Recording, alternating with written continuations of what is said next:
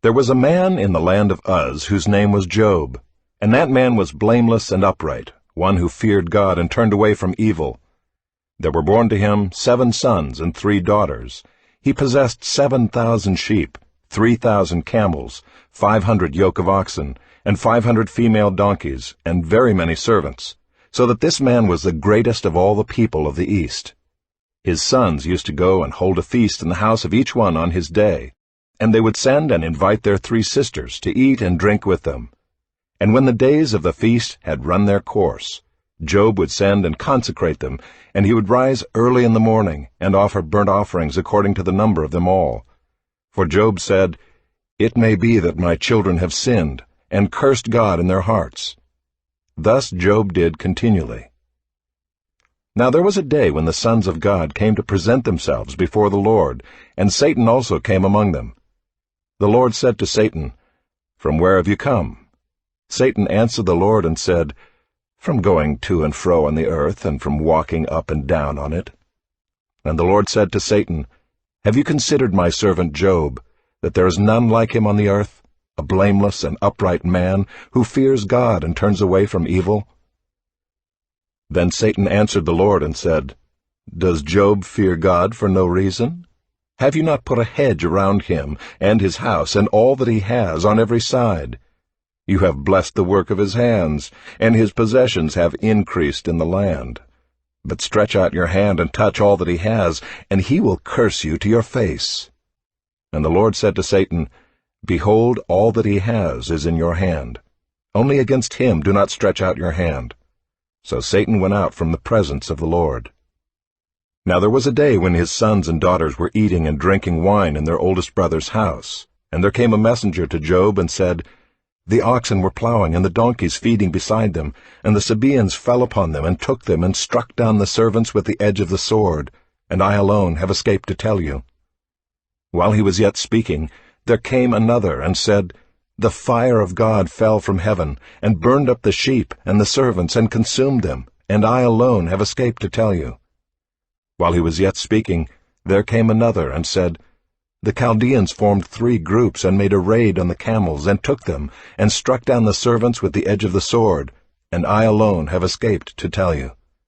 While he was yet speaking, there came another and said, "Your sons and daughters were eating and drinking wine in their oldest brother's house, and behold, a great wind came across the wilderness, and struck the 4 corners of the house, and it fell upon the young people, and they are dead, and I alone have escaped to tell you." Then Job arose and tore his robe, and shaved his head, and fell on the ground and worshipped. And he said, "Naked I came from my mother's womb, and naked shall I return. The Lord gave, and the Lord has taken away. Blessed be the name of the Lord." In all this Job did not sin or charge God with wrong.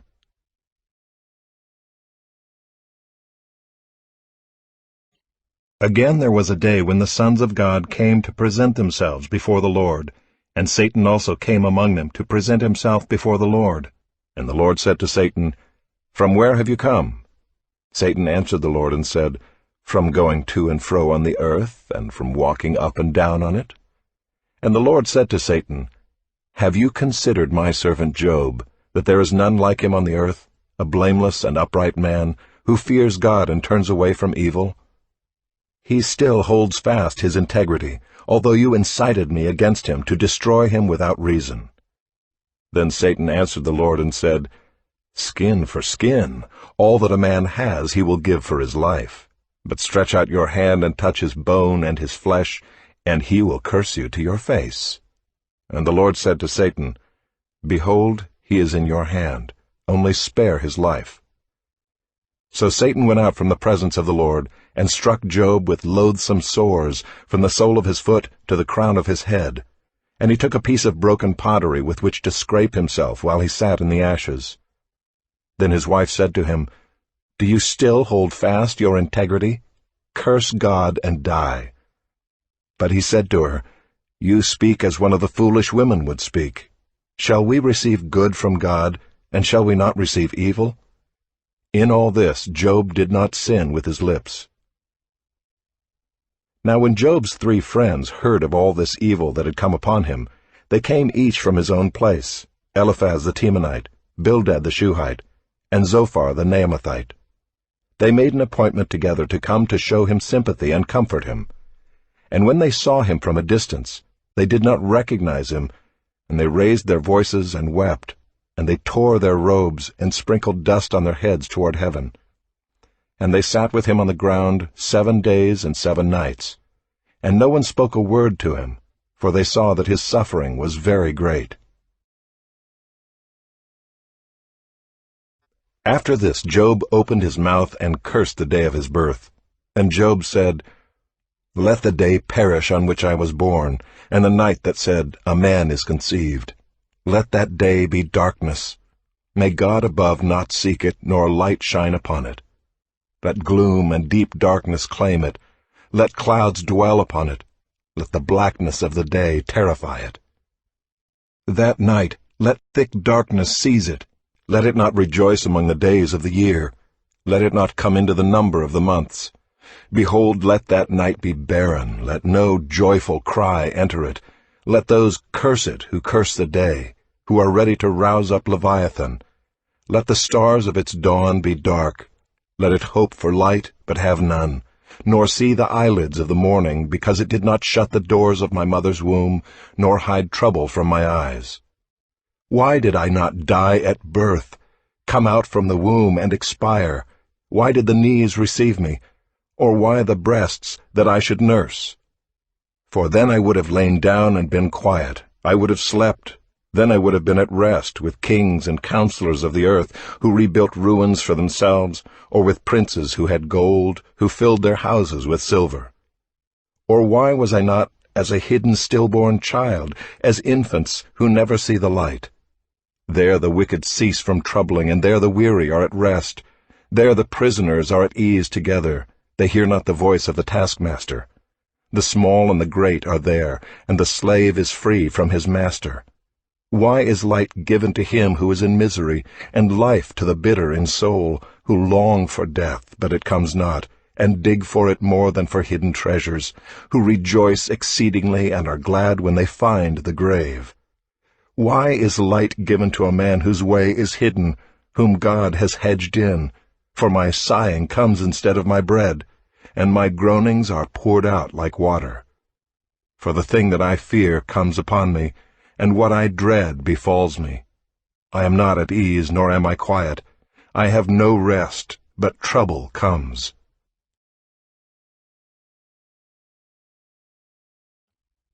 Then Eliphaz the Temanite answered and said, If one ventures a word with you, will you be impatient? Yet who can keep from speaking? Behold, you have instructed many, and you have strengthened the weak hands. Your words have upheld him who was stumbling, and you have made firm the feeble knees. But now it has come to you, and you are impatient. It touches you, and you are dismayed. Is not your fear of God your confidence, and the integrity of your ways your hope? Remember, who that was innocent ever perished, or where were the upright cut off? As I have seen, those who plow iniquity and sow trouble reap the same. By the breath of God they perish, and by the blast of his anger they are consumed. The roar of the lion, the voice of the fierce lion, the teeth of the young lions are broken. The strong lion perishes for lack of prey, and the cubs of the lioness are scattered. Now a word was brought to me stealthily, my ear received the whisper of it. Amid thoughts from visions of the night, when deep sleep falls on men, dread came upon me and trembling, which made all my bones shake. A spirit glided past my face, the hair of my flesh stood up. It stood still, but I could not discern its appearance. A form was before my eyes. There was silence. Then I heard a voice. Can mortal man be in the right before God? Can a man be pure before his Maker? Even in his servants he puts no trust, and his angels he charges with error. How much more those who dwell in houses of clay, whose foundation is in the dust, who are crushed like the moth? Between morning and evening they are beaten to pieces. They perish forever without anyone regarding it. Is not their tent cord plucked up within them? Do they not die, and that without wisdom?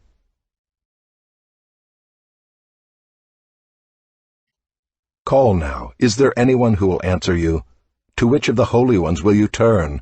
Surely vexation kills the fool, and jealousy slays the simple. I have seen the fool taking root, but suddenly I cursed his dwelling. His children are far from safety. They are crushed in the gate, and there is no one to deliver them. The hungry eat his harvest, and he takes it even out of thorns, and the thirsty pant after his wealth. For affliction does not come from the dust, nor does trouble sprout from the ground, but man is born to trouble as the sparks fly upward. As for me, I would seek God, and to God would I commit my cause, who does great things and unsearchable, marvelous things without number. He gives rain on the earth and sends waters on the fields. He sets on high those who are lowly, and those who mourn are lifted to safety. He frustrates the devices of the crafty so that their hands achieve no success. He catches the wise in their own craftiness, and the schemes of the wily are brought to a quick end. They meet with darkness in the daytime and grope at noonday as in the night. But he saves the needy from the sword of their mouth and from the hand of the mighty. So the poor have hope, and injustice shuts her mouth. Behold, blessed is the one whom God reproves. Therefore despise not the discipline of the Almighty. For he wounds, but he binds up. He shatters, but his hands heal. He will deliver you from 6 troubles. In 7 no evil shall touch you. In famine he will redeem you from death, and in war from the power of the sword. You shall be hidden from the lash of the tongue, and shall not fear destruction when it comes. At destruction and famine you shall laugh, and shall not fear the beasts of the earth. For you shall be in league with the stones of the field, and the beasts of the field shall be at peace with you. You shall know that your tent is at peace, and you shall inspect your fold and miss nothing. You shall know also that your offspring shall be many, and your descendants as the grass of the earth. You shall come to your grave in ripe old age, like a sheaf gathered up in its season. Behold, this we have searched out. It is true. Hear and know it for your good. Then Job answered and said, Oh, that my vexation were weighed, and all my calamity laid in the balances! For then it would be heavier than the sand of the sea. Therefore my words have been rash. For the arrows of the Almighty are in me, my spirit drinks their poison. The terrors of God are arrayed against me. Does the wild donkey bray when he has grass, or the ox low over his fodder? Can that which is tasteless be eaten without salt, or is there any taste in the juice of the mallow? My appetite refuses to touch them. They are as food that is loathsome to me. Oh, that I might have my request, and that God would fulfill my hope, that it would please God to crush me, that he would let loose his hand and cut me off. This would be my comfort. I would even exult in pain unsparing, for I have not denied the words of the Holy One. What is my strength that I should wait? And what is my end that I should be patient? Is my strength the strength of stones, or is my flesh bronze?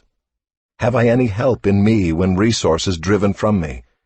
He who withholds kindness from a friend forsakes the fear of the Almighty.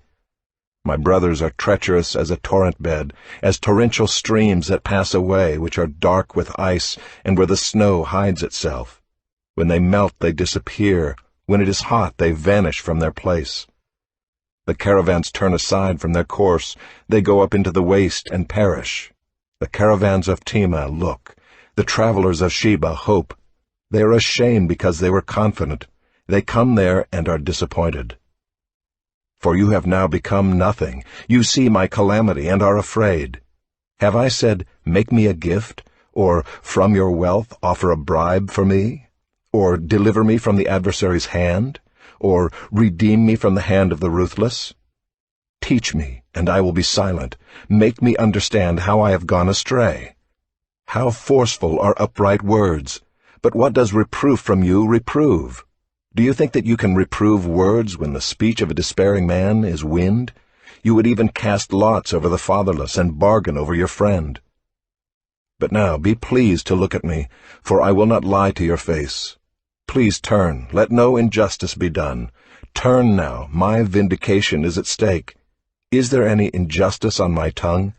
Cannot my palate discern the cause of calamity? Has not man a hard service on earth, and are not his days like the days of a hired hand? Like a slave who longs for the shadow, and like a hired hand who looks for his wages, so I am allotted months of emptiness, and nights of misery are apportioned to me. When I lie down, I say, when shall I arise? But the night is long, and I am full of tossing till the dawn. My flesh is clothed with worms and dirt. My skin hardens, then breaks out afresh. My days are swifter than a weaver's shuttle, and come to their end without hope. Remember that my life is a breath. My eye will never again see good. The eye of him who sees me will behold me no more. While your eyes are on me, I shall be gone. As the cloud fades and vanishes, so he who goes down to Sheol does not come up. He returns no more to his house, nor does his place know him any more. Therefore I will not restrain my mouth. I will speak in the anguish of my spirit. I will complain in the bitterness of my soul. Am I the sea, or a sea monster, that you set a guard over me? When I say, my bed will comfort me, my couch will ease my complaint, then you scare me with dreams and terrify me with visions, so that I would choose strangling and death rather than my bones. I loathe my life. I would not live forever.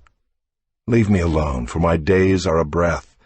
What is man that you make so much of him, and that you set your heart on him, visit him every morning, and test him every moment?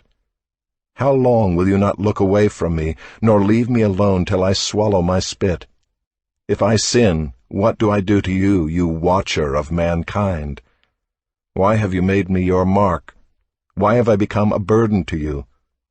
Why do you not pardon my transgression and take away my iniquity? For now I shall lie in the earth. You will seek me, but I shall not be. Then Bildad the Shuhite answered and said, How long will you say these things, and the words of your mouth be a great wind? Does God pervert justice, or does the Almighty pervert the right? If your children have sinned against him, he has delivered them into the hand of their transgression.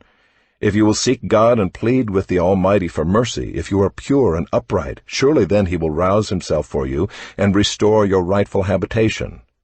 And though your beginning was small, your latter days will be very great. For inquire, please, of bygone ages, and consider what the fathers have searched out. For we are but of yesterday and know nothing, for our days on earth are a shadow. Will they not teach you and tell you and utter words out of their understanding? Can papyrus grow where there is no marsh? Can reeds flourish where there is no water? While yet in flower and not cut down, they wither before any other plant. Such are the paths of all who forget God. The hope of the godless shall perish. His confidence is severed, and his trust is a spider's web. He leans against his house, but it does not stand. He lays hold of it, but it does not endure. He is a lush plant before the sun, and his shoots spread over his garden. His roots entwine the stone heap. He looks upon a house of stones. If he is destroyed from his place, then it will deny him, saying, I have never seen you. Behold, this is the joy of his way, and out of the soil others will spring. Behold, God will not reject a blameless man, nor take the hand of evildoers. He will yet fill your mouth with laughter, and your lips with shouting. Those who hate you will be clothed with shame, and the tent of the wicked will be no more. Then Job answered and said, Truly I know that it is so, but how can a man be in the right before God? If one wished to contend with him, one could not answer him once in 1,000 times. He is wise in heart and mighty in strength. Who has hardened himself against him and succeeded? He who removes mountains, and they know it not, when he overturns them in his anger, who shakes the earth out of its place, and its pillars tremble, who commands the sun, and it does not rise, who seals up the stars, who alone stretched out the heavens and trampled the waves of the sea, who made the Bear and Orion, the Pleiades and the chambers of the south, who does great things beyond searching out, and marvelous things beyond number. Behold, he passes by me, and I see him not. He moves on, but I do not perceive him. Behold, he snatches away. Who can turn him back? Who will say to him, What are you doing? God will not turn back his anger. Beneath him bowed the helpers of Rahab. How then can I answer him, choosing my words with him? Though I am in the right, I cannot answer him. I must appeal for mercy to my accuser. If I summoned him and he answered me, I would not believe that he was listening to my voice. For he crushes me with a tempest and multiplies my wounds without cause. He will not let me get my breath, but fills me with bitterness. If it is a contest of strength, behold, he is mighty. If it is a matter of justice, who can summon him? Though I am in the right, my own mouth would condemn me. Though I am blameless, he would prove me perverse. I am blameless, I regard not myself, I loathe my life. It is all one, therefore I say, he destroys both the blameless and the wicked. When disaster brings sudden death, he mocks at the calamity of the innocent. The earth is given into the hand of the wicked, he covers the faces of its judges. If it is not he, who then is it? My days are swifter than a runner. They flee away, they see no good. They go by like skiffs of reed, like an eagle swooping on the prey. If I say, I will forget my complaint, I will put off my sad face and be of good cheer, I become afraid of all my suffering, for I know that you will not hold me innocent. I shall be condemned. Why then do I labor in vain? If I wash myself with snow and cleanse my hands with lye, yet you will plunge me into a pit, and my own clothes will abhor me. For he is not a man as I am, that I might answer him, that we should come to trial together. There is no arbiter between us, who might lay his hand on us both. Let him take his rod away from me, and let not dread of him terrify me. Then I would speak without fear of him, for I am not so in myself.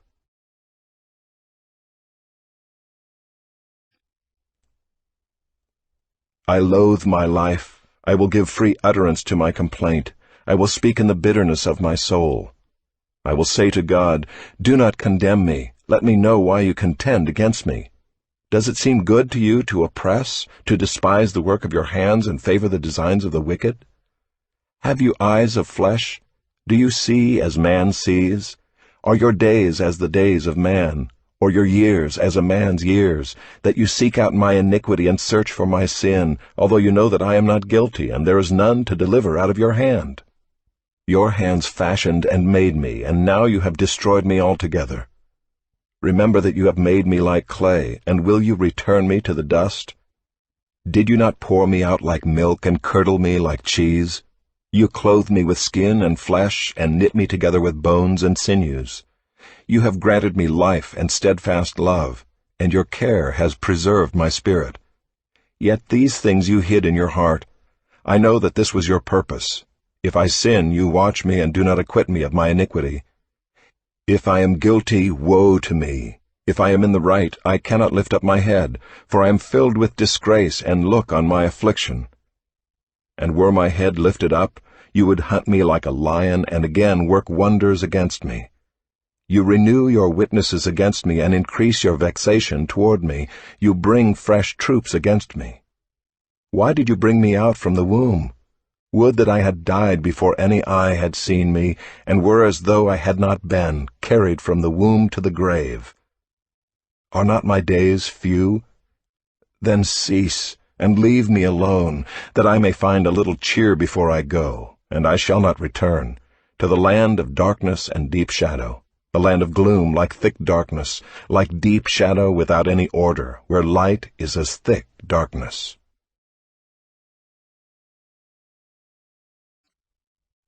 Then Zophar the Naamathite answered and said, Should a multitude of words go unanswered, and a man full of talk be judged right? Should your babble silence men, and when you mock shall no one shame you? For you say, My doctrine is pure, and I am clean in God's eyes. But oh, that God would speak and open his lips to you, and that he would tell you the secrets of wisdom. For he is manifold in understanding. Know then that God exacts of you less than your guilt deserves. Can you find out the deep things of God? Can you find out the limit of the Almighty? Is it higher than heaven? What can you do? Deeper than Sheol? What can you know?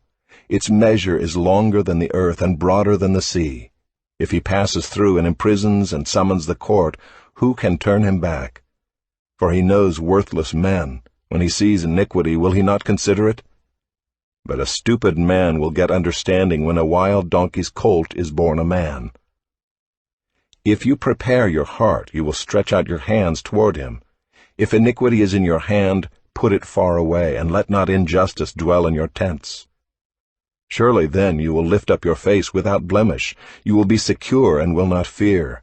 You will forget your misery. You will remember it as waters that have passed away. And your life will be brighter than the noonday. Its darkness will be like the morning.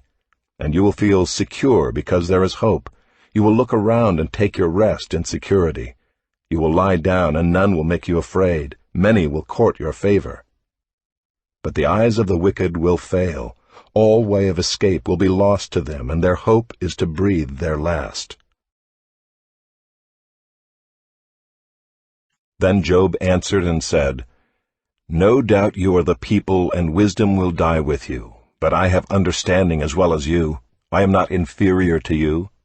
Who does not know such things as these? I am a laughingstock to my friends. I, who called to God, and he answered me, a just and blameless man, am a laughingstock. In the thought of one who is at ease there is contempt for misfortune.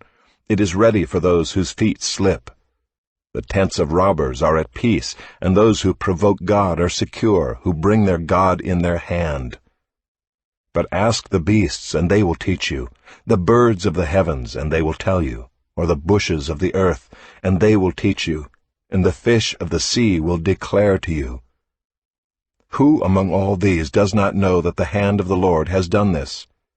In his hand is the life of every living thing, and the breath of all mankind. Does not the ear test words as the palate tastes food? Wisdom is with the aged, and understanding in length of days. With God are wisdom and might. He has counsel and understanding.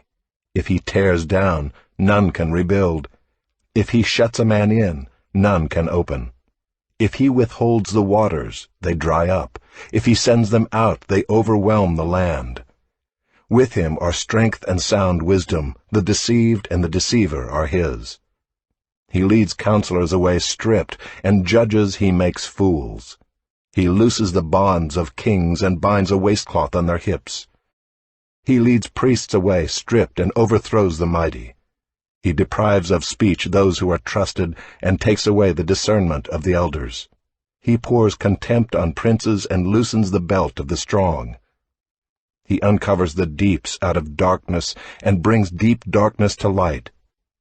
He makes nations great and he destroys them. He enlarges nations and leads them away.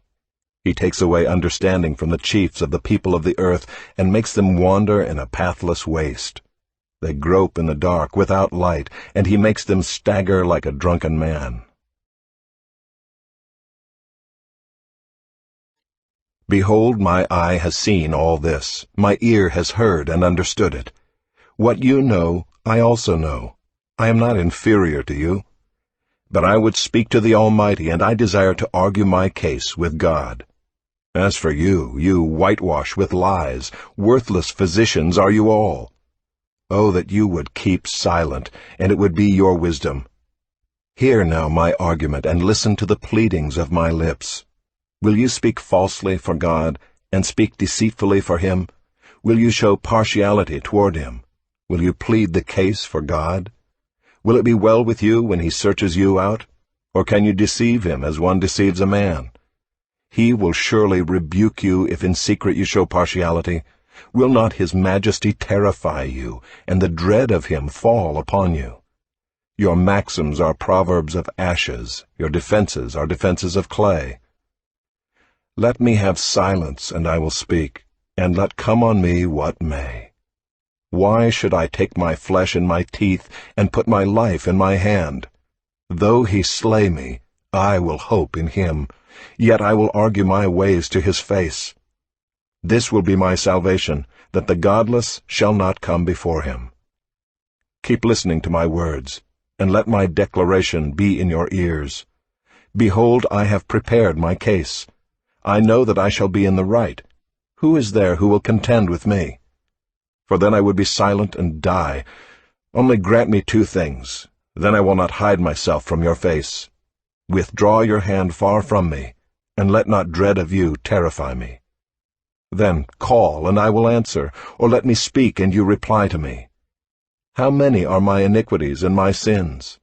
Make me know my transgression and my sin.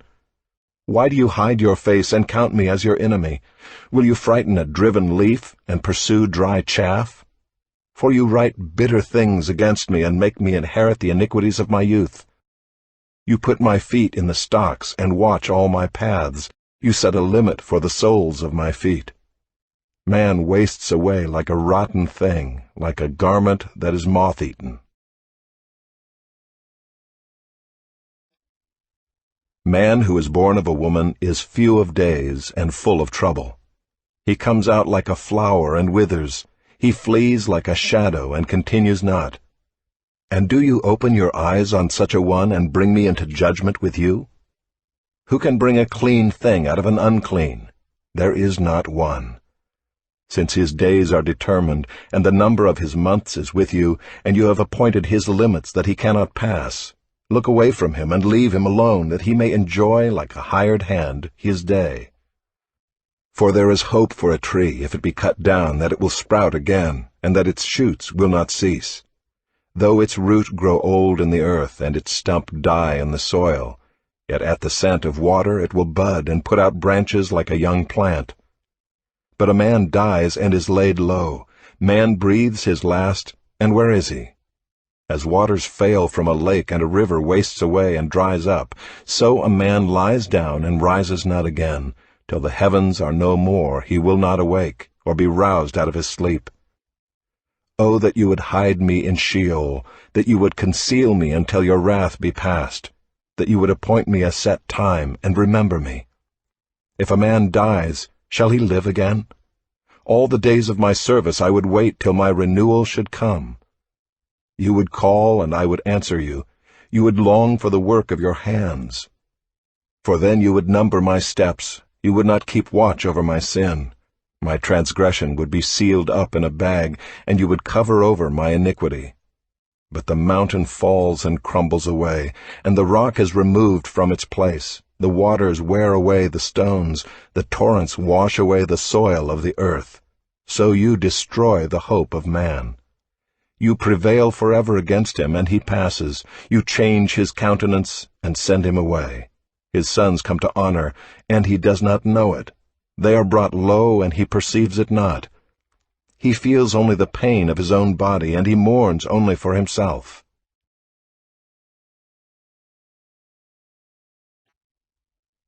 Then Eliphaz the Temanite answered and said, Should a wise man answer with windy knowledge, and fill his belly with the east wind? Should he argue in unprofitable talk, or in words with which he can do no good? But you are doing away with the fear of God, and hindering meditation before God. For your iniquity teaches your mouth, and you choose the tongue of the crafty. Your own mouth condemns you, and not I. Your own lips testify against you. Are you the first man who was born? Or were you brought forth before the hills? Have you listened in the counsel of God? And do you limit wisdom to yourself? What do you know that we do not know? What do you understand that is not clear to us? Both the gray-haired and the aged are among us, older than your father. Are the comforts of God too small for you, or the word that deals gently with you? Why does your heart carry you away, and why do your eyes flash that you turn your spirit against God and bring such words out of your mouth? What is man that he can be pure, or he who is born of a woman that he can be righteous? Behold, God puts no trust in his holy ones, and the heavens are not pure in his sight. How much less one who is abominable and corrupt, a man who drinks injustice like water? I will show you, hear me. And what I have seen I will declare, what wise men have told, without hiding it from their fathers, to whom alone the land was given, and no stranger passed among them. The wicked man writhes in pain all his days, through all the years that are laid up for the ruthless. Dreadful sounds are in his ears. In prosperity the destroyer will come upon him. He does not believe that he will return out of darkness, and he is marked for the sword. He wanders abroad for bread, saying, Where is it? He knows that a day of darkness is ready at his hand. Distress and anguish terrify him. They prevail against him like a king ready for battle. Because he has stretched out his hand against God and defies the Almighty, running stubbornly against him with a thickly bossed shield, because he has covered his face with his fat and gathered fat upon his waist, and has lived in desolate cities, in houses that none should inhabit, which are ready to become heaps of ruins. He will not be rich, and his wealth will not endure, nor will his possessions spread over the earth. He will not depart from darkness, the flame will dry up his shoots, and by the breath of his mouth he will depart. Let him not trust in emptiness, deceiving himself, for emptiness will be his payment. It will be paid in full before his time, and his branch will not be green. He will shake off his unripe grape like the vine, and cast off his blossom like the olive tree. For the company of the godless is barren, and fire consumes the tents of bribery. They conceive trouble and give birth to evil, and their womb prepares deceit.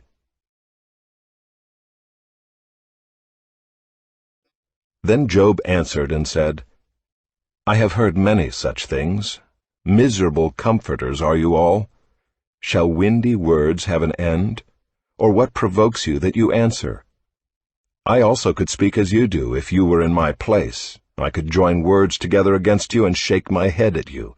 I could strengthen you with my mouth, and the solace of my lips would assuage your pain. If I speak, my pain is not assuaged, and if I forbear, how much of it leaves me? Surely now God has worn me out. He has made desolate all my company, and he has shriveled me up, which is a witness against me, and my leanness has risen up against me. It testifies to my face. He has torn me in his wrath and hated me. He has gnashed his teeth at me. My adversary sharpens his eyes against me. Men have gaped at me with their mouth. They have struck me insolently on the cheek. They mass themselves together against me. God gives me up to the ungodly, and casts me into the hands of the wicked. I was at ease, and he broke me apart. He seized me by the neck and dashed me to pieces. He set me up as his target. His archers surround me. He slashes open my kidneys and does not spare. He pours out my gall on the ground. He breaks me with breach upon breach. He runs upon me like a warrior. I have sewed sackcloth upon my skin and have laid my strength in the dust. My face is red with weeping, and on my eyelids is deep darkness, although there is no violence in my hands, and my prayer is pure. O earth, cover not my blood, and let my cry find no resting place. Even now, behold, my witness is in heaven, and he who testifies for me is on high. My friends scorn me. My eye pours out tears to God, that he would argue the case of a man with God, as a son of man does with his neighbor. For when a few years have come, I shall go the way from which I shall not return.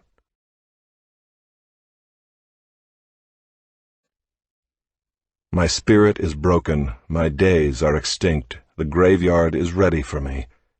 Surely there are mockers about me, and my eye dwells on their provocation. Lay down a pledge for me with yourself. Who is there who will put up security for me? Since you have closed their hearts to understanding, therefore you will not let them triumph. He who informs against his friends to get a share of their property, the eyes of his children will fail. He has made me a byword of the peoples, and I am one before whom men spit. My eye has grown dim from vexation, and all my members are like a shadow. The upright are appalled at this, and the innocent stirs himself up against the godless. Yet the righteous holds to his way, and he who has clean hands grows stronger and stronger. But you, come on again, all of you, and I shall not find a wise man among you. My days are past, my plans are broken off, the desires of my heart. They make night into day. The light, they say, is near to the darkness. If I hope for Sheol as my house, if I make my bed in darkness, if I say to the pit, you are my father, and to the worm, my mother, or my sister, where then is my hope? Who will see my hope? Will it go down to the bars of Sheol? Shall we descend together into the dust?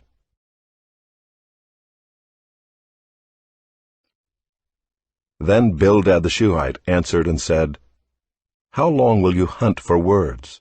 Consider, and then we will speak. Why are we counted as cattle? Why are we stupid in your sight? You who tear yourself in your anger, shall the earth be forsaken for you, or the rock be removed out of its place? Indeed, the light of the wicked is put out, and the flame of his fire does not shine. The light is dark in his tent, and his lamp above him is put out.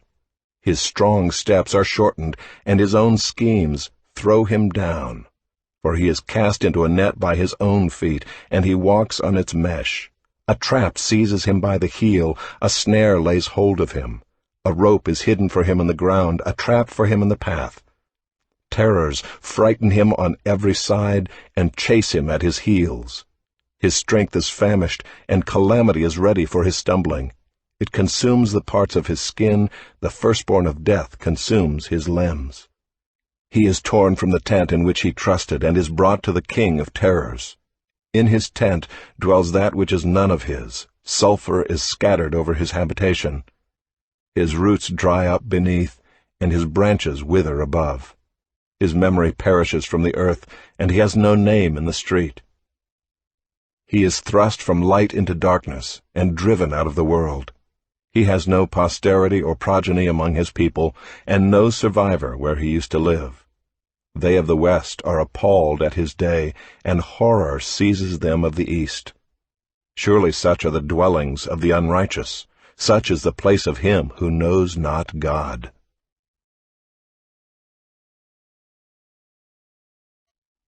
Then Job answered and said, How long will you torment me and break me in pieces with words?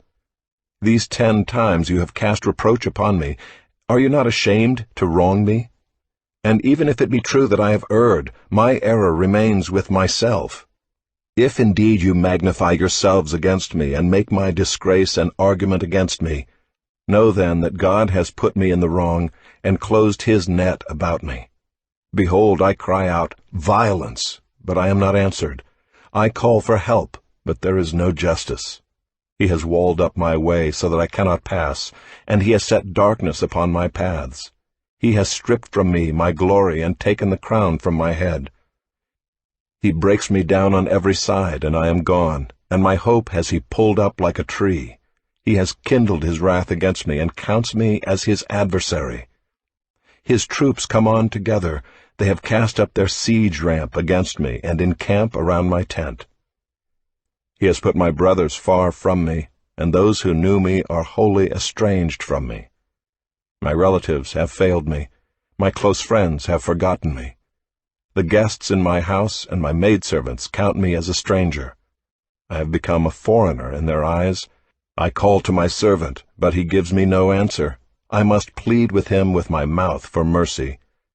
My breath is strange to my wife, and I am a stench to the children of my own mother. Even young children despise me. When I rise, they talk against me. All my intimate friends abhor me, and those whom I loved have turned against me. My bones stick to my skin and to my flesh, and I have escaped by the skin of my teeth. Have mercy on me, have mercy on me, O you my friends, for the hand of God has touched me. Why do you, like God, pursue me? Why are you not satisfied with my flesh? Oh, that my words were written! Oh, that they were inscribed in a book! Oh, that with an iron pen and lead they were engraved in the rock forever! For I know that my Redeemer lives, and at the last he will stand upon the earth. And after my skin has been thus destroyed, yet in my flesh I shall see God, whom I shall see for myself, and my eyes shall behold, and not another. My heart faints within me. If you say, How we will pursue him, and the root of the matter is found in him, be afraid of the sword, for wrath brings the punishment of the sword, that you may know there is a judgment. Then Zophar the Naamathite answered and said, Therefore my thoughts answer me because of my haste within me. I hear censure that insults me, and out of my understanding a spirit answers me. Do you not know this from of old, since man was placed on earth, that the exulting of the wicked is short, and the joy of the godless but for a moment. Though his height mount up to the heavens, and his head reach to the clouds, he will perish forever like his own dung. Those who have seen him will say, Where is he? He will fly away like a dream and not be found. He will be chased away like a vision of the night. The eye that saw him will see him no more, nor will his place any more behold him.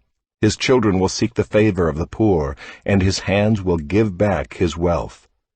His bones are full of his youthful vigor, but it will lie down with him in the dust. Though evil is sweet in his mouth, though he hides it under his tongue, though he is loath to let it go and holds it in his mouth, yet his food is turned in his stomach. It is the venom of cobras within him. He swallows down riches and vomits them up again. God casts them out of his belly.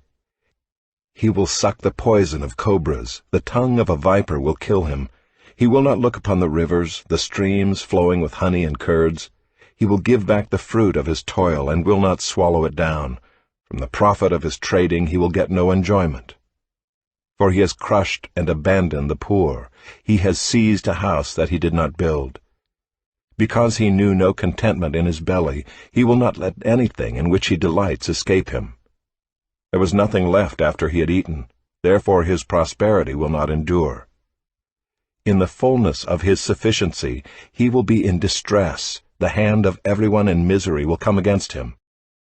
To fill his belly to the full, God will send his burning anger against him, and rain it upon him into his body. He will flee from an iron weapon. A bronze arrow will strike him through. It is drawn forth and comes out of his body. The glittering point comes out of his gallbladder. Terrors come upon him. Utter darkness is laid up for his treasures. A fire not fanned will devour him. What is left in his tent will be consumed. The heavens will reveal his iniquity, and the earth will rise up against him. The possessions of his house will be carried away, dragged off in the day of God's wrath. This is the wicked man's portion from God, the heritage decreed for him by God.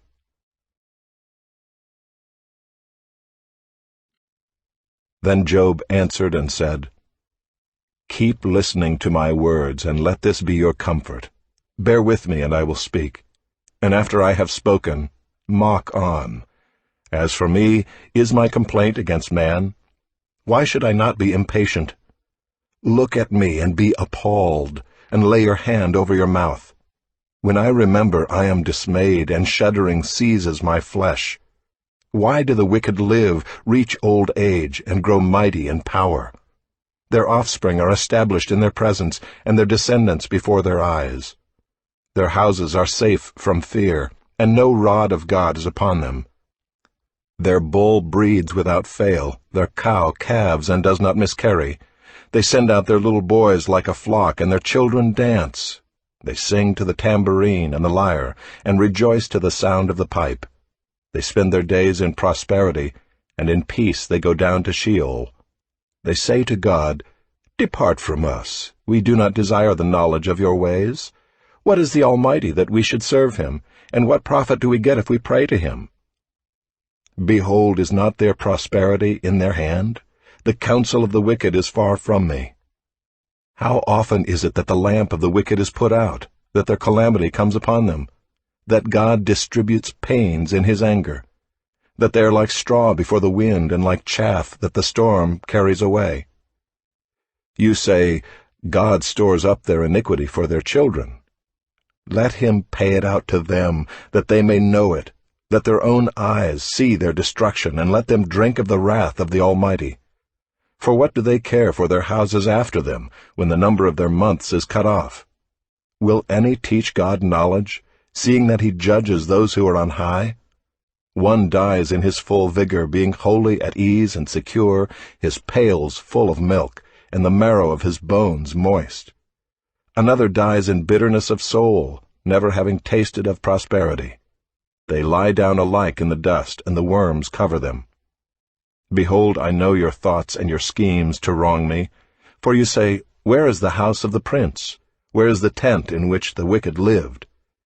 Have you not asked those who travel the roads, and do you not accept their testimony, that the evil man is spared in the day of calamity, that he is rescued in the day of wrath?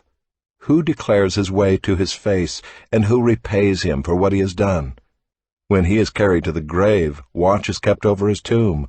The clods of the valley are sweet to him. All mankind follows after him, and those who go before him are innumerable.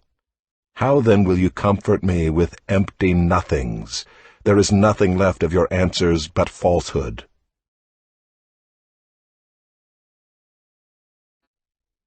Then Eliphaz the Temanite answered and said, Can a man be profitable to God? Surely he who is wise is profitable to himself. Is it any pleasure to the Almighty if you are in the right, or is it gain to him if you make your ways blameless? Is it for your fear of him that he reproves you and enters into judgment with you? Is not your evil abundant? There is no end to your iniquities, for you have exacted pledges of your brothers for nothing, and stripped the naked of their clothing. You have given no water to the weary to drink, and you have withheld bread from the hungry. The man with power possessed the land, and the favored man lived in it. You have sent widows away empty, and the arms of the fatherless were crushed. Therefore snares are all around you, and sudden terror overwhelms you, or darkness so that you cannot see, and a flood of water covers you. Is not God high in the heavens? See the highest stars, how lofty they are. But you say, What does God know? Can he judge through the deep darkness? Thick clouds veil him, so that he does not see, and he walks on the vault of heaven. Will you keep to the old way that wicked men have trod? They were snatched away before their time, their foundation was washed away. They said to God, Depart from us, and what can the Almighty do to us? Yet he filled their houses with good things, but the counsel of the wicked is far from me. The righteous see it and are glad. The innocent one mocks at them, saying, Surely our adversaries are cut off, and what they left the fire has consumed. Agree with God and be at peace. Thereby good will come to you. Receive instruction from his mouth and lay up his words in your heart. If you return to the Almighty, you will be built up. If you remove injustice far from your tents, if you lay gold in the dust, and gold of Ophir among the stones of the torrent bed, then the Almighty will be your gold and your precious silver. For then you will delight yourself in the Almighty, and lift up your face to God. You will make your prayer to him, and he will hear you, and you will pay your vows. You will decide on a matter, and it will be established for you, and light will shine on your ways. For when they are humbled, you say, It is because of pride. But he saves the lowly. He delivers even the one who is not innocent, who will be delivered through the cleanness of your hands.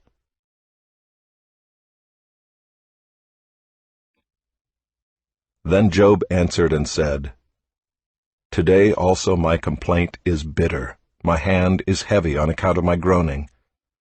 Oh, that I knew where I might find him, that I might come even to his seat. I would lay my case before him, and fill my mouth with arguments. I would know what he would answer me, and understand what he would say to me. Would he contend with me in the greatness of his power?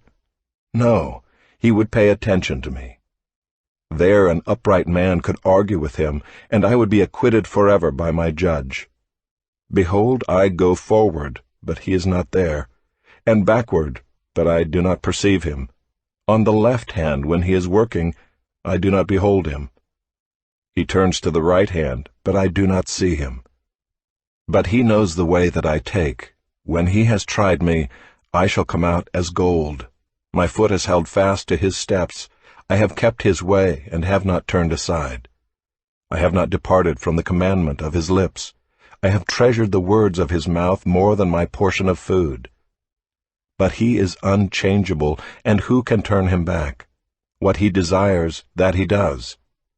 For he will complete what he appoints for me, and many such things are in his mind. Therefore I am terrified at his presence. When I consider, I am in dread of him. God has made my heart faint. The Almighty has terrified me. Yet I am not silenced because of the darkness, nor because thick darkness covers my face. Why are not times of judgment kept by the Almighty? And why do those who know him never see his days? Some move landmarks, they seize flocks and pasture them. They drive away the donkey of the fatherless. They take the widow's ox for a pledge. They thrust the poor off the road. The poor of the earth all hide themselves. Behold, like wild donkeys in the desert, the poor go out to their toil, seeking game. The wasteland yields food for their children. They gather their fodder in the field, and they glean the vineyard of the wicked man. They lie all night naked, without clothing, and have no covering in the cold. They are wet with the rain of the mountains, and cling to the rock for lack of shelter. There are those who snatch the fatherless child from the breast, and they take a pledge against the poor. They go about naked, without clothing. Hungry, they carry the sheaves. Among the olive rows of the wicked they make oil. They tread the winepresses, but suffer thirst. From out of the city the dying groan, and the soul of the wounded cries for help, yet God charges no one with wrong. There are those who rebel against the light, who are not acquainted with its ways, and do not stay in its paths. The murderer rises before it is light, that he may kill the poor and needy, and in the night he is like a thief. The eye of the adulterer also waits for the twilight, saying, No eye will see me, and he veils his face. In the dark they dig through houses. By day they shut themselves up. They do not know the light. For deep darkness is morning to all of them, for they are friends with the terrors of deep darkness. You say, Swift are they on the face of the waters. Their portion is cursed in the land. No treader turns toward their vineyards. Drought and heat snatch away the snow waters. So does Sheol those who have sinned. The womb forgets them. The worm finds them sweet. They are no longer remembered, so wickedness is broken like a tree. They wrong the barren, childless woman, and do no good to the widow. Yet God prolongs the life of the mighty by his power. They rise up when they despair of life. He gives them security, and they are supported, and his eyes are upon their ways. They are exalted a little while, and then are gone. They are brought low and gathered up like all others. They are cut off like the heads of grain. If it is not so, who will prove me a liar, and show that there is nothing in what I say?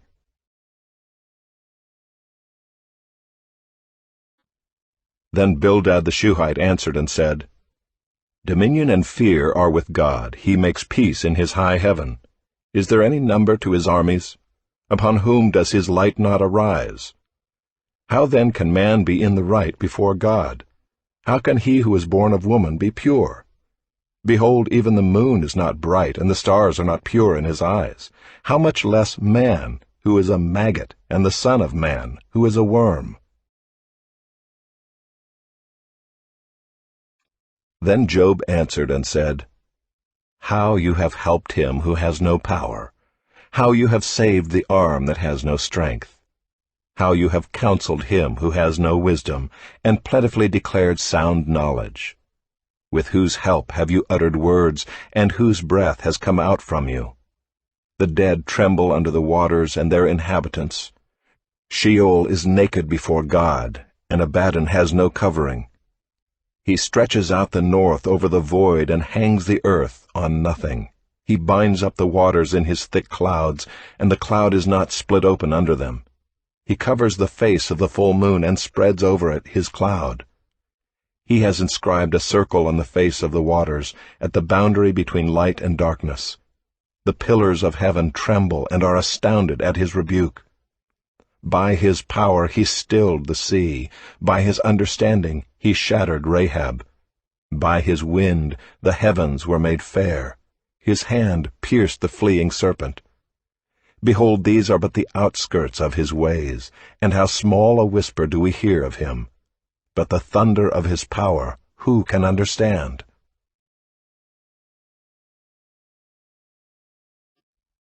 And Job again took up his discourse and said, As God lives, who has taken away my right, and the Almighty, who has made my soul bitter, as long as my breath is in me, and the Spirit of God is in my nostrils, my lips will not speak falsehood, and my tongue will not utter deceit. Far be it from me to say that you are right, till I die I will not put away my integrity from me. I hold fast my righteousness and will not let it go. My heart does not reproach me for any of my days. Let my enemy be as the wicked, and let him who rises up against me be as the unrighteous. For what is the hope of the godless when God cuts him off, when God takes away his life? Will God hear his cry when distress comes upon him? Will he take delight in the Almighty? Will he call upon God at all times? I will teach you concerning the hand of God. What is with the Almighty I will not conceal. Behold, all of you have seen it yourselves. Why then have you become altogether vain? This is the portion of a wicked man with God, and the heritage that oppressors receive from the Almighty. If his children are multiplied, it is for the sword, and his descendants have not enough bread. Those who survive him the pestilence buries, and his widows do not weep. Though he heap up silver like dust, and pile up clothing like clay, he may pile it up, but the righteous will wear it, and the innocent will divide the silver. He builds his house like a moth's, like a booth that a watchman makes. He goes to bed rich, but will do so no more. He opens his eyes, and his wealth is gone. Terrors overtake him like a flood. In the night a whirlwind carries him off. The east wind lifts him up, and he is gone. It sweeps him out of his place. It hurls at him without pity. He flees from its power in headlong flight. It claps its hands at him and hisses at him from its place.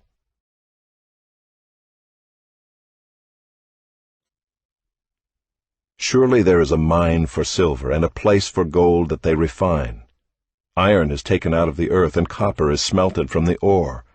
Man puts an end to darkness and searches out to the farthest limit the ore in gloom and deep darkness. He opens shafts in a valley away from where anyone lives. They are forgotten by travelers. They hang in the air, far away from mankind. They swing to and fro. As for the earth, out of it comes bread, but underneath it is turned up as by fire. Its stones are the place of sapphires, and it has dust of gold. That path no bird of prey knows, and the falcon's eye has not seen it. The proud beasts have not trodden it. The lion has not passed over it. Man puts his hand to the flinty rock, and overturns mountains by the roots. He cuts out channels in the rocks, and his eye sees every precious thing. He dams up the streams, so that they do not trickle, and the thing that is hidden he brings out to light. But where shall wisdom be found? And where is the place of understanding? Man does not know its worth, and it is not found in the land of the living. The deep says, "It is not in me," and the sea says, "It is not with me." It cannot be bought for gold, and silver cannot be weighed as its price.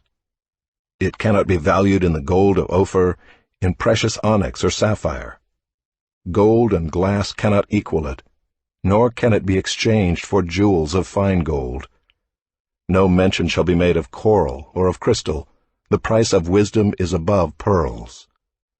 The topaz of Ethiopia cannot equal it, nor can it be valued in pure gold. From where, then, does wisdom come? And where is the place of understanding? It is hidden from the eyes of all living, and concealed from the birds of the air. Abaddon and Death say, "We have heard a rumor of it with our ears." God understands the way to it, and he knows its place, for he looks to the ends of the earth and sees everything under the heavens. When he gave to the wind its weight and apportioned the waters by measure, when he made a decree for the rain and a way for the lightning of the thunder, then he saw it and declared it. He established it and searched it out. And he said to man, "Behold, the fear of the Lord, that is wisdom, and to turn away from evil is understanding." And Job again took up his discourse and said, "Oh, that I were as in the months of old, as in the days when God watched over me, when his lamp shone upon my head, and by his light I walked through darkness, as I was in my prime, when the friendship of God was upon my tent, when the Almighty was yet with me, when my children were all around me, when my steps were washed with butter, and the rock poured out for me streams of oil. when I went out to the gate of the city, when I prepared my seat in the square. The young men saw me and withdrew, and the aged rose and stood. The princes refrained from talking, and laid their hand on their mouth. The voice of the nobles was hushed, and their tongue stuck to the roof of their mouth. When the ear heard, it called me blessed, and when the eye saw, it approved, because I delivered the poor who cried for help, and the fatherless who had none to help him. The blessing of him who was about to perish came upon me, and I caused the widow's heart to sing for joy. I put on righteousness, and it clothed me. My justice was like a robe and a turban. I was eyes to the blind, and feet to the lame. I was a father to the needy, and I searched out the cause of him whom I did not know. I broke the fangs of the unrighteous, and made him drop his prey from his teeth. Then I thought, I shall die in my nest, and I shall multiply my days as the sand, my roots spread out to the waters, with the dew all night on my branches, my glory fresh with me, and my bow ever new in my hand. Men listened to me and waited and kept silence for my counsel. After I spoke, they did not speak again, and my word dropped upon them. They waited for me as for the rain, and they opened their mouths as for the spring rain. I smiled on them when they had no confidence, and the light of my face they did not cast down. I chose their way and sat as chief, and I lived like a king among his troops, like one who comforts mourners. But now they laugh at me, men who are younger than I, whose fathers I would have disdained to set with the dogs of my flock. What could I gain from the strength of their hands, men whose vigor is gone? Through want and hard hunger they gnaw the dry ground by night in waste and desolation. They pick saltwort and the leaves of bushes and the roots of the broom tree for their food. They are driven out from human company. They shout after them as after a thief. In the gullies of the torrents they must dwell, in holes of the earth and of the rocks.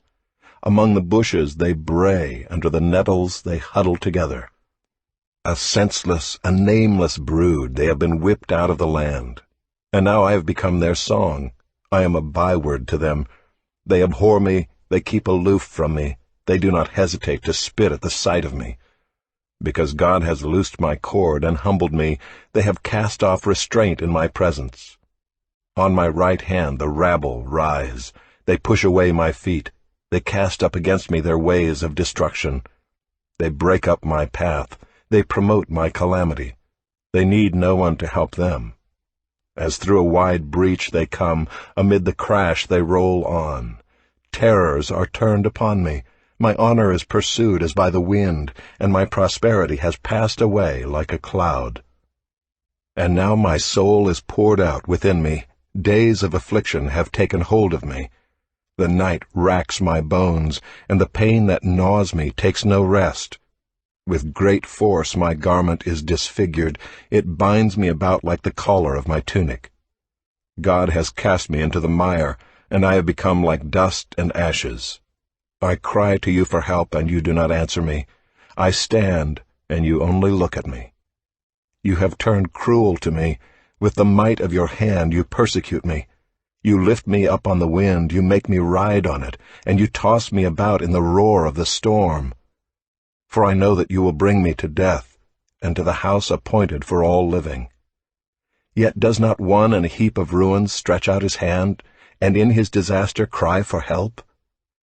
Did not I weep for him whose day was hard? Was not my soul grieved for the needy?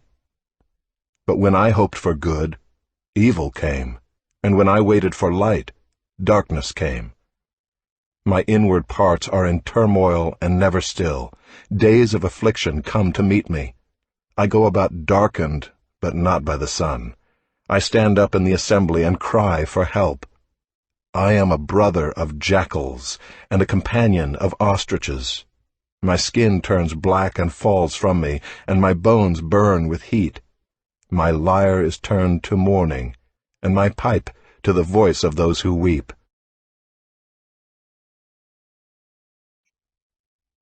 I have made a covenant with my eyes. How then could I gaze at a virgin? What would be my portion from God above, and my heritage from the Almighty on high? Is not calamity for the unrighteous and disaster for the workers of iniquity? Does not he see my ways and number all my steps? If I have walked with falsehood, and my foot has hastened to deceit, let me be weighed in a just balance, and let God know my integrity. If my step has turned aside from the way, and my heart has gone after my eyes, and if any spot has stuck to my hands, then let me sow, and another eat, and let what grows for me be rooted out. If my heart has been enticed toward a woman, and I have lain in wait at my neighbor's door, then let my wife grind for another, and let others bow down on her. For that would be a heinous crime. That would be an iniquity to be punished by the judges. For that would be a fire that consumes as far as Abaddon, and it would burn to the root all my increase. If I have rejected the cause of my manservant or my maidservant when they brought a complaint against me, what then shall I do when God rises up? When he makes inquiry, what shall I answer him? Did not he who made me in the womb make him? And did not one fashion us in the womb? If I have withheld anything that the poor desired, or have caused the eyes of the widow to fail, or have eaten my morsel alone, and the fatherless has not eaten of it, for from my youth the fatherless grew up with me as with a father, and from my mother's womb I guided the widow. If I have seen anyone perish for lack of clothing, or the needy without covering, if his body has not blessed me, and if he was not warmed with the fleece of my sheep, if I have raised my hand against the fatherless, because I saw my help in the gate, then let my shoulder blade fall from my shoulder, and let my arm be broken from its socket. For I was in terror of calamity from God, and I could not have faced his majesty. If I have made gold my trust, or called fine gold my confidence, if I have rejoiced because my wealth was abundant, or because my hand had found much, if I have looked at the sun when it shone, or the moon moving in splendor, and my heart has been secretly enticed, and my mouth has kissed my hand, this also would be an iniquity to be punished by the judges, for I would have been false to God above. If I have rejoiced at the ruin of him who hated me, or exulted when evil overtook him, I have not let my mouth sin by asking for his life with a curse. If the men of my tent have not said, Who is there that has not been filled with his meat? The sojourner has not lodged in the street. I have opened my doors to the traveler. If I have concealed my transgressions as others do, by hiding my iniquity in my bosom, because I stood in great fear of the multitude, and the contempt of families terrified me, so that I kept silence and did not go out of doors. Oh, that I had one to hear me! Here is my signature. Let the Almighty answer me. Oh, that I had the indictment written by my adversary! Surely I would carry it on my shoulder, I would bind it on me as a crown. I would give him an account of all my steps, like a prince I would approach him. If my land has cried out against me, and its furrows have wept together, if I have eaten its yield without payment, and made its owners breathe their last, let thorns grow instead of wheat, and foul weeds instead of barley. The words of Job are ended.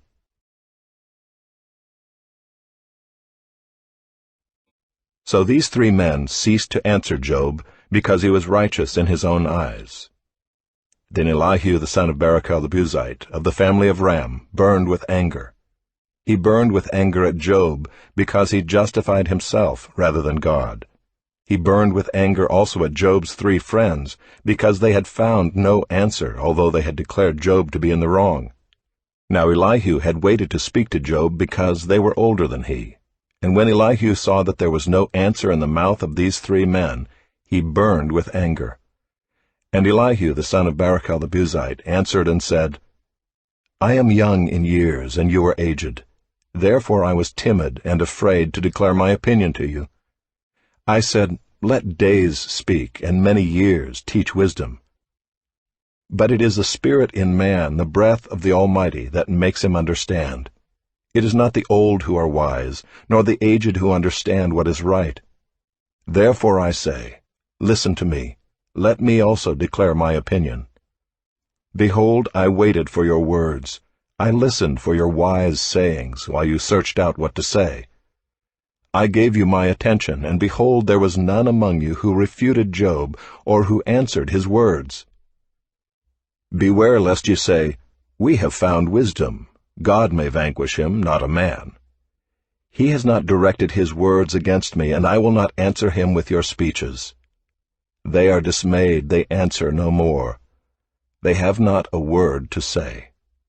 And shall I wait because they do not speak, because they stand there and answer no more? I also will answer with my share. I also will declare my opinion. For I am full of words, the spirit within me constrains me. Behold, my belly is like wine that has no vent, like new wineskins ready to burst. I must speak that I may find relief. I must open my lips and answer. I will not show partiality to any man or use flattery toward any person. For I do not know how to flatter, else my Maker would soon take me away. But now hear my speech, O Job, and listen to all my words. Behold, I open my mouth, the tongue in my mouth speaks. My words declare the uprightness of my heart, and what my lips know they speak sincerely. The Spirit of God has made me, and the breath of the Almighty gives me life. Answer me if you can. Set your words in order before me. Take your stand. Behold, I am toward God as you are. I too was pinched off from a piece of clay. Behold, no fear of me need terrify you. My pressure will not be heavy upon you. Surely you have spoken in my ears, and I have heard the sound of your words. You say, I am pure, without transgression. I am clean, and there is no iniquity in me. Behold, he finds occasions against me. He counts me as his enemy. He puts my feet in the stocks, and watches all my paths. Behold, in this you are not right. I will answer you, for God is greater than man. Why do you contend against him, saying, He will answer none of man's words? For God speaks in one way, and in two, though man does not perceive it. In a dream, in a vision of the night, when deep sleep falls on men, while they slumber on their beds, then he opens the ears of men, and terrifies them with warnings, that he may turn man aside from his deed, and conceal pride from a man. He keeps back his soul from the pit, his life from perishing by the sword. Man is also rebuked with pain on his bed, and with continual strife in his bones, so that his life loathes bread, and his appetite the choicest food. His flesh is so wasted away that it cannot be seen, and his bones that were not seen stick out. His soul draws near the pit, and his life to those who bring death. If there be for him an angel, a mediator, one of the 1,000, to declare to man what is right for him, and he is merciful to him and says, Deliver him from going down into the pit. I have found a ransom. Let his flesh become fresh with youth. Let him return to the days of his youthful vigor. Then man prays to God, and he accepts him. He sees his face with a shout of joy, and he restores to man his righteousness. He sings before man and says, I sinned and perverted what was right, and it was not repaid to me. He has redeemed my soul from going down into the pit, and my life shall look upon the light. Behold, God does all these things, twice, 3 times with a man, to bring back his soul from the pit, that he may be lighted with the light of life. Pay attention, O Job. Listen to me. Be silent, and I will speak. If you have any words, answer me. Speak, for I desire to justify you. If not, listen to me. Be silent, and I will teach you wisdom.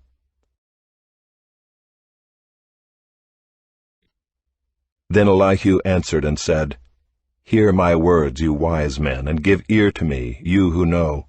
For the ear tests words as the palate tastes food. Let us choose what is right. Let us know among ourselves what is good. For Job has said, I am in the right, and God has taken away my right. In spite of my right I am counted a liar. My wound is incurable, though I am without transgression. What man is like Job, who drinks up scoffing like water, who travels in company with evildoers and walks with wicked men? For he has said, It profits a man nothing that he should take delight in God. Therefore hear me, you men of understanding. Far be it from God that he should do wickedness, and from the Almighty that he should do wrong. For according to the work of a man he will repay him, and according to his ways he will make it befall him. Of a truth, God will not do wickedly, and the Almighty will not pervert justice. Who gave him charge over the earth, and who laid on him the whole world? If he should set his heart to it and gather to himself his spirit and his breath, all flesh would perish together, and man would return to dust. If you have understanding, hear this. Listen to what I say. Shall one who hates justice govern? Will you condemn him who is righteous and mighty, who says to a king, worthless one, and to nobles, wicked man, who shows no partiality to princes, nor regards the rich more than the poor, for they are all the work of his hands? In a moment they die. At midnight the people are shaken and pass away, and the mighty are taken away by no human hand. For his eyes are on the ways of a man, and he sees all his steps. There is no gloom or deep darkness where evildoers may hide themselves. For God has no need to consider a man further, that he should go before God in judgment. He shatters the mighty without investigation, and sets others in their place. Thus, knowing their works, he overturns them in the night, and they are crushed. He strikes them for their wickedness in a place for all to see, because they turned aside from following him, and had no regard for any of his ways, so that they caused the cry of the poor to come to him, and he heard the cry of the afflicted. When he is quiet, who can condemn? When he hides his face, who can behold him? Whether it be a nation or a man, that a godless man should not reign, that he should not ensnare the people. For has anyone said to God, I have borne punishment, I will not offend any more? Teach me what I do not see. If I have done iniquity, I will do it no more. Will he then make repayment to suit you because you reject it? For you must choose, and not I. Therefore declare what you know. Men of understanding will say to me, and the wise man who hears me will say, Job speaks without knowledge, his words are without insight. Would that Job were tried to the end, because he answers like wicked men. For he adds rebellion to his sin. He claps his hands among us, and multiplies his words against God.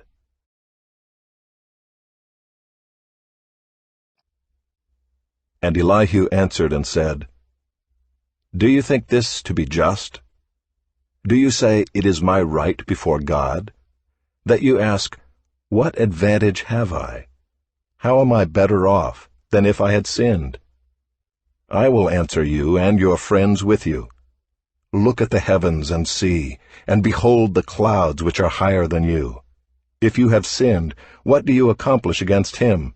And if your transgressions are multiplied, what do you do to him? If you are righteous, what do you give to him? Or what does he receive from your hand? Your wickedness concerns a man like yourself, and your righteousness a son of man. Because of the multitude of oppressions people cry out. They call for help because of the arm of the mighty.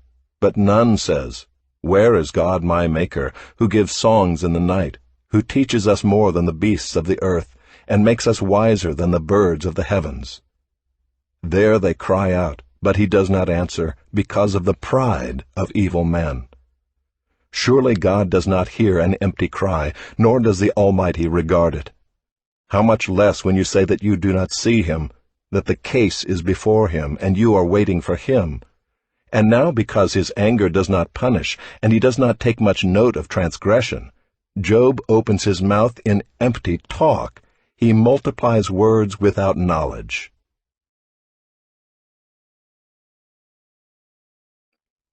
And Elihu continued and said, Bear with me a little, and I will show you, for I have yet something to say on God's behalf. I will get my knowledge from afar, and ascribe righteousness to my Maker. For truly my words are not false. One who is perfect in knowledge is with you. Behold, God is mighty, and does not despise any. He is mighty in strength of understanding. He does not keep the wicked alive, but gives the afflicted their right. He does not withdraw his eyes from the righteous, but with kings on the throne he sets them forever, and they are exalted. And if they are bound in chains, and caught in the cords of affliction, then he declares to them their work and their transgressions, that they are behaving arrogantly. He opens their ears to instruction and commands that they return from iniquity. If they listen and serve him, they complete their days in prosperity and their years in pleasantness. But if they do not listen, they perish by the sword and die without knowledge. The godless in heart cherish anger. They do not cry for help when he binds them. They die in youth, and their life ends among the cult prostitutes. He delivers the afflicted by their affliction, and opens their ear by adversity. He also allured you out of distress into a broad place where there was no cramping, and what was set on your table was full of fatness. But you are full of the judgment on the wicked. Judgment and justice seize you. Beware lest wrath entice you into scoffing, and let not the greatness of the ransom turn you aside.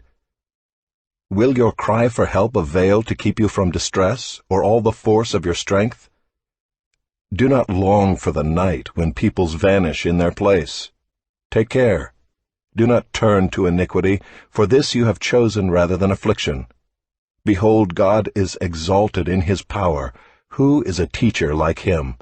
Who has prescribed for him his way? Or who can say, you have done wrong? Remember to extol his work of which men have sung. All mankind has looked on it. Man beholds it from afar. Behold, God is great, and we know him not.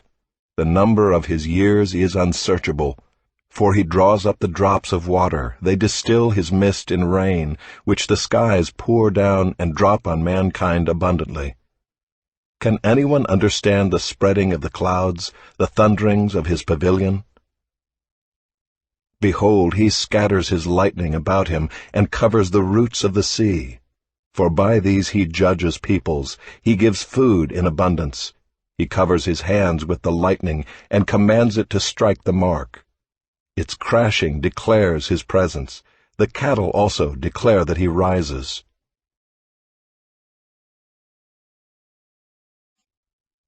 At this also my heart trembles and leaps out of its place.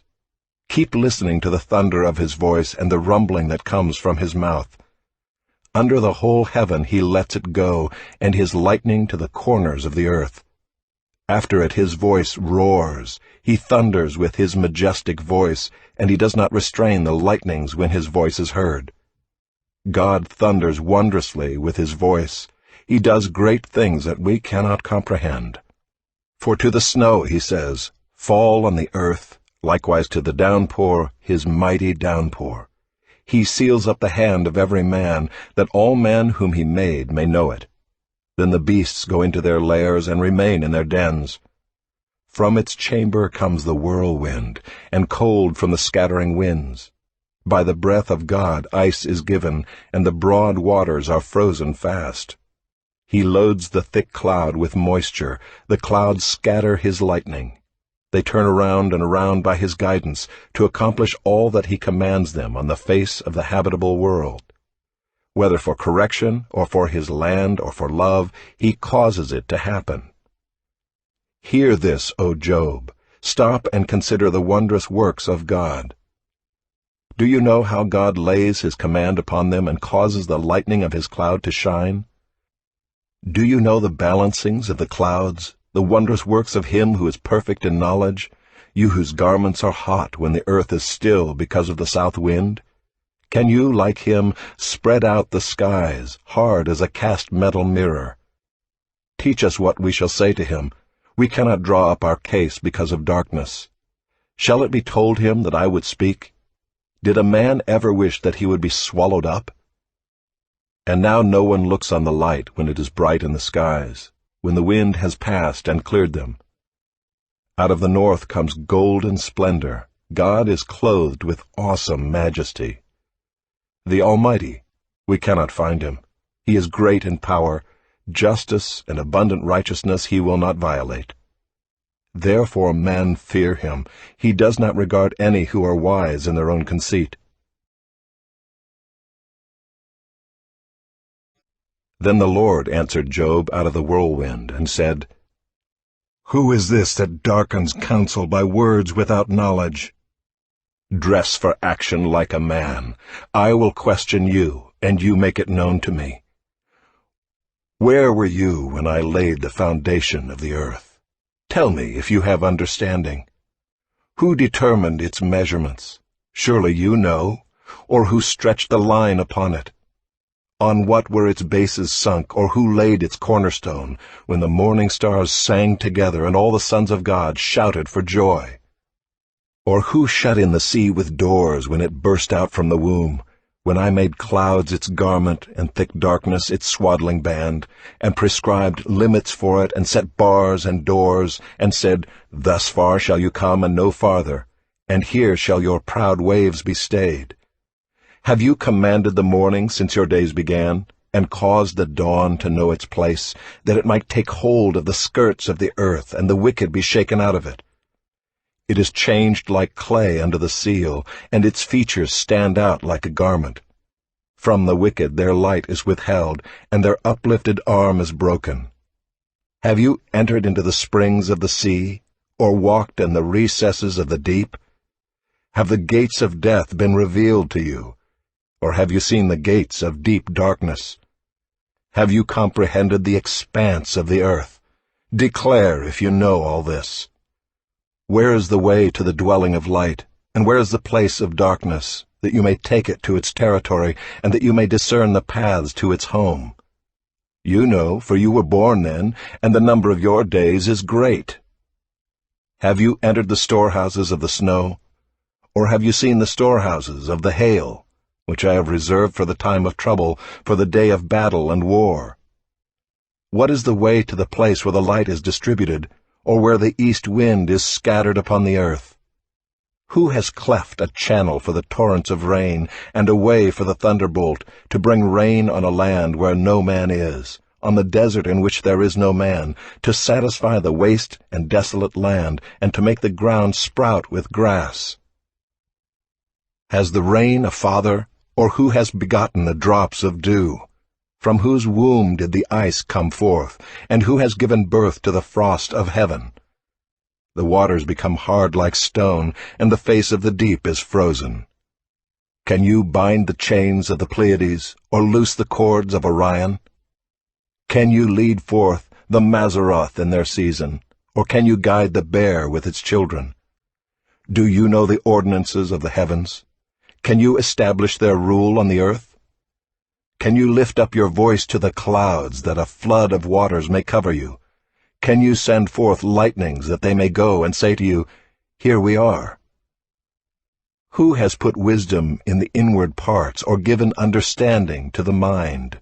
Who can number the clouds by wisdom, or who can tilt the waterskins of the heavens, when the dust runs into a mass and the clods stick fast together? Can you hunt the prey for the lion, or satisfy the appetite of the young lions when they crouch in their dens, or lie in wait in their thicket? Who provides for the raven its prey, when its young ones cry to God for help and wander about for lack of food? Do you know when the mountain goats give birth? Do you observe the calving of the does? Can you number the months that they fulfill? And do you know the time when they give birth, when they crouch, bring forth their offspring, and are delivered of their young? Their young ones become strong, they grow up in the open. They go out and do not return to them. Who has let the wild donkey go free? Who has loosed the bonds of the swift donkey, to whom I have given the arid plain for his home, and the salt land for his dwelling place? He scorns the tumult of the city, he hears not the shouts of the driver. He ranges the mountains as his pasture, and he searches after every green thing. Is the wild ox willing to serve you? Will he spend the night at your manger? Can you bind him in the furrow with ropes, or will he harrow the valleys after you? Will you depend on him because his strength is great, and will you leave to him your labor? Do you have faith in him that he will return your grain, and gather it to your threshing floor? The wings of the ostrich wave proudly, but are they the pinions and plumage of love? For she leaves her eggs to the earth, and lets them be warmed on the ground, forgetting that a foot may crush them, and that the wild beast may trample them. She deals cruelly with her young as if they were not hers.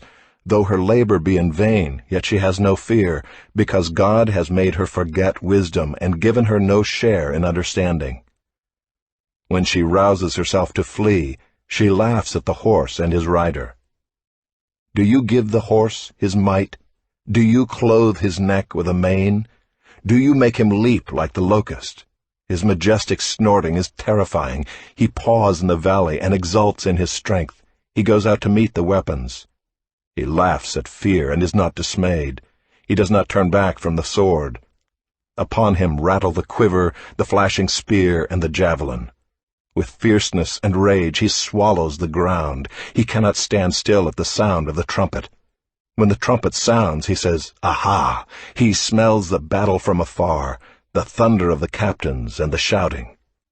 Is it by your understanding that the hawk soars and spreads his wings toward the south? Is it at your command that the eagle mounts up and makes his nest on high? On the rock he dwells and makes his home, on the rocky crag and stronghold. From there he spies out the prey, his eyes behold it from far away. His young ones suck up blood, and where the slain are, there is he.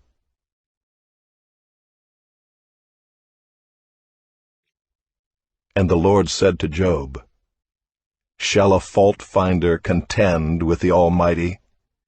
He who argues with God, let him answer it. Then Job answered the Lord and said, Behold, I am of small account. What shall I answer you? I lay my hand on my mouth. I have spoken once, and I will not answer. Twice, but I will proceed no further. Then the Lord answered Job out of the whirlwind and said, Dress for action like a man. I will question you, and you make it known to me. Will you even put me in the wrong? Will you condemn me that you may be in the right?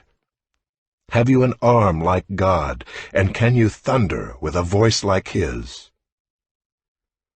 Adorn yourself with majesty and dignity, clothe yourself with glory and splendor. Pour out the overflowings of your anger, and look on everyone who is proud and abase him. Look on everyone who is proud and bring him low, and tread down the wicked where they stand. Hide them all in the dust together, bind their faces in the world below. Then will I also acknowledge to you that your own right hand can save you. Behold, Behemoth, which I made as I made you, he eats grass like an ox. Behold his strength in his loins, and his power in the muscles of his belly. He makes his tail stiff like a cedar, the sinews of his thighs are knit together. His bones are tubes of bronze, his limbs like bars of iron. He is the first of the works of God. Let him who made him bring near his sword. For the mountains yield food for him where all the wild beasts play. Under the lotus plants he lies, in the shelter of the reeds and in the marsh. For his shade the lotus trees cover him, the willows of the brook surround him. Behold, if the river is turbulent, he is not frightened. He is confident, though Jordan rushes against his mouth. Can one take him by his eyes, or pierce his nose with a snare?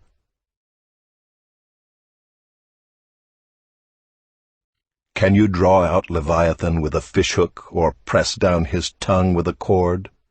Can you put a rope in his nose, or pierce his jaw with a hook? Will he make many pleas to you? Will he speak to you soft words? Will he make a covenant with you to take him for your servant forever? Will you play with him as with a bird, or will you put him on a leash for your girls? Will traders bargain over him? Will they divide him up among the merchants?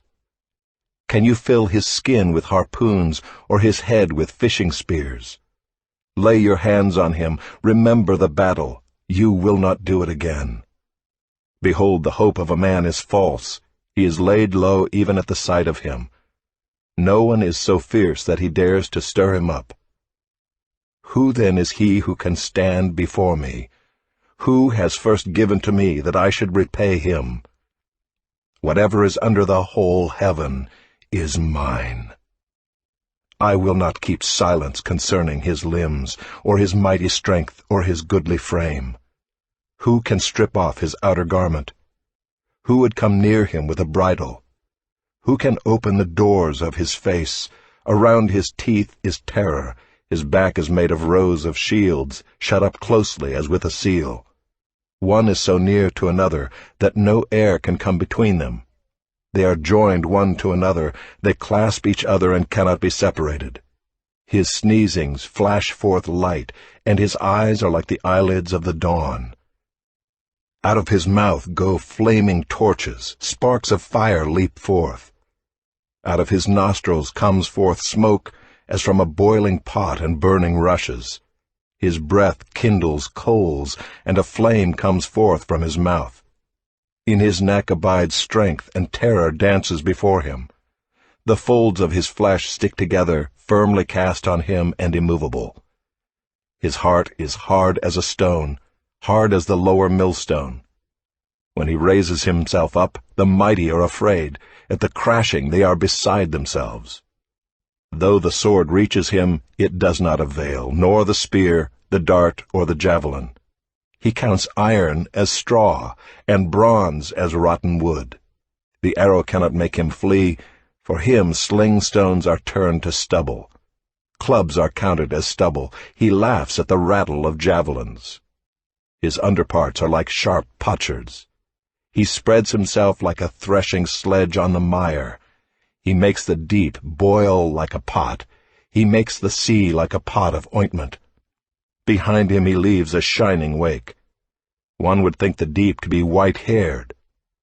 On earth there is not his like, a creature without fear. He sees everything that is high. He is king over all the sons of pride.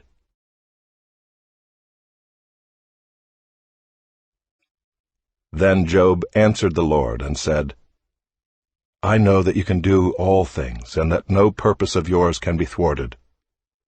Who is this that hides counsel without knowledge? Therefore I have uttered what I did not understand, things too wonderful for me, which I did not know. Hear, and I will speak. I will question you, and you make it known to me. I had heard of you by the hearing of the ear. But now my eye sees you. Therefore I despise myself, and repent in dust and ashes. After the Lord had spoken these words to Job, the Lord said to Eliphaz the Temanite, My anger burns against you and against your two friends, for you have not spoken of me what is right, as my servant Job has. Now therefore take 7 bulls and 7 rams, and go to my servant Job, and offer up a burnt offering for yourselves. And my servant Job shall pray for you, for I will accept his prayer, not to deal with you according to your folly. For you have not spoken of me what is right, as my servant Job has. So Eliphaz the Temanite, and Bildad the Shuhite, and Zophar the Naamathite went and did what the Lord had told them, and the Lord accepted Job's prayer. And the Lord restored the fortunes of Job when he had prayed for his friends, and the Lord gave Job twice as much as he had before. Then came to him all his brothers and sisters, and all who had known him before, and ate bread with him in his house. And they showed him sympathy, and comforted him for all the evil that the Lord had brought upon him. And each of them gave him a piece of money and a ring of gold. And the Lord blessed the latter days of Job more than his beginning. And he had 14,000 sheep, 6,000 camels, 1,000 yoke of oxen, and 1,000 female donkeys. He had also 7 sons and 3 daughters. And he called the name of the first daughter Jemimah, and the name of the second Keziah, and the name of the third Keren-happuch. And in all the land there were no women so beautiful as Job's daughters, and their father gave them an inheritance among their brothers. And after this Job lived 140 years, and saw his sons and his sons' sons 4 generations. And Job died, an old man and full of days.